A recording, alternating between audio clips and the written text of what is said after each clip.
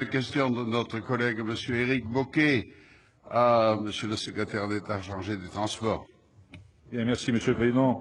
Oui, je souhaitais, Madame la Ministre, attirer l'attention du gouvernement sur les pratiques de l'entreprise Vortex Mobilité, qui est le principal opérateur en matière de transport d'enfants porteurs de handicap. Chaque jour, 2800 chauffeurs à temps très partiel, rémunérés en moyenne 350 € net par mois, transportent des milliers d'enfants sur les routes de environ 70 départements de notre pays. Les marchés publics représentent la quasi-totalité des activités de cette société qui réalise un chiffre d'affaires annuel de 50 millions d'euros. Vortex bénéficie d'importants allégements fiscaux et a notamment déjà reçu 3,2 millions d'euros au titre du CICE. Le 25 novembre 2015, le cabinet Secafi a rendu un rapport d'expertise qui pointe de nombreuses entorses au Code du travail. Je vais en citer quelques-unes. Défaut de visite médicale obligatoire, heures de travail non rémunérées, défaut de formation pourtant nécessaire et obligatoire quand on transporte vers l'école des enfants handicapés moteurs ou mentaux. Outre de nombreux constats simples, 4 inspecteurs du travail sont allés jusqu'à dresser procès-verbal dans les départements de l'Essonne, de la Vienne, du Rhône et de l'Hérault, concernant de multiples infractions et principalement des faits récurrents de travail dissimulé par dissimulation d'heures de travail.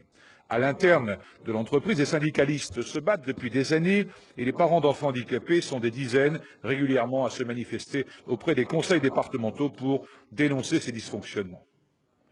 Vortex se porte bien grâce à un modèle économique en holding qui permet de faire transiter la quasi-totalité des profits vers des sociétés tierces qui lui appartiennent.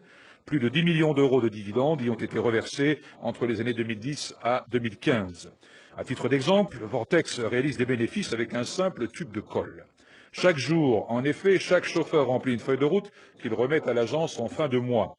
Cette feuille est signée du chauffeur lui-même, du chef d'établissement scolaire et du directeur de l'agence locale. Des salariés ont découvert que des dizaines de ces feuilles ont été falsifiées, fabriquées pour gonfler la facture remise au conseil départemental. Dans le département du Rhône, par exemple, Vortex a également été pris en flagrant délit de surfacturation. L'inquiétude grandit après lecture d'un article du journal Les Échos du 23 juillet dernier, intitulé « Vortex Mobilité veut devenir l'Uber des ambulances ». Selon cette source, les dirigeants de Vortex se positionnent désormais aussi sur le transport sanitaire pour concurrencer les ambulanciers et les taxis. Je souhaiterais savoir, Madame la Ministre, quelle réponse le gouvernement peut apporter à cette situation aux salariés, aux parents, aux enfants et aux contribuables aussi. Merci. Eh bien, la parole est à Madame la Ministre Barbara Pompili. Merci, Monsieur le Président, Monsieur le Sénateur Bocquet. Je vous prie également d'excuser l'absence d'Alain Vidalis. Je comprends et partage votre volonté d'assurer un service de transport de qualité pour les enfants handicapés. Vous formulez différents griefs concernant les pratiques sociales de l'entreprise Vortex qui a comme activité principale, vous l'avez rappelé, le transport routier public de personnes à mobilité réduite et qui emploie environ 2000 salariés. Des informations dont je dispose, le climat social dans cette entreprise semble très dégradé, les organisations syndicales de salariés dénonçant depuis 2003 et sans discontinuité ce qu'ils estiment être un non-respect des dispositions du Code du travail en matière de durée du travail et une non-application de certaines dispositions conventionnelles. Certains articles de presse, vous l'avez dit, s'en sont également fait l'écho.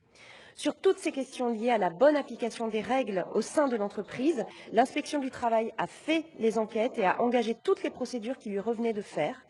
Alain Vidalis a pour sa part demandé au préfet de région Languedoc-Roussillon Midi-Pyrénées d'instruire les éléments de contrôle en matière de réglementation sur les transports et d'apprécier, au vu des éléments dont il dispose, si ceux-ci justifieraient la saisine de la commission territoriale des sanctions administratives chargée de faire respecter la discipline des transporteurs et de diligenter des suites pénales auprès du procureur si cela s'avère nécessaire.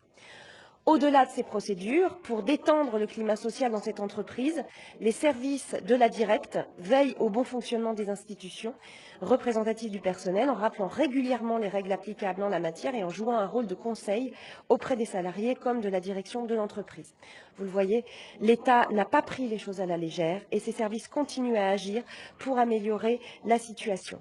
Les instructions sont ainsi en cours dans les différents services de contrôle. Naturellement, toutes les suites administratives ou judiciaires seront à examiner. Il est cependant trop tôt pour les anticiper.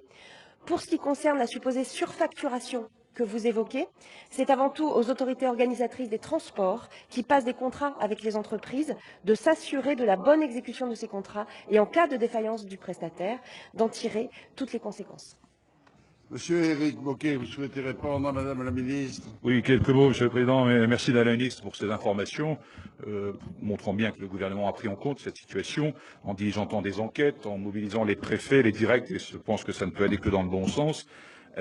Puisqu'on ne peut pas accepter que cette situation perdure. Simplement, vous citiez également les départements, et à titre de l'information, la vôtre d'abord, et de l'ensemble des collègues, dans le département de l'Ain, par exemple, il n'y a plus de problème avec Vortex, puisque depuis la rentrée 2014, le transport des élèves et étudiants handicapés est assuré désormais par une régie publique. Donc il y a, s'il y a lieu, après enquête malheureusement positive, des décisions à prendre éventuellement en termes de sanctions. Je vous remercie.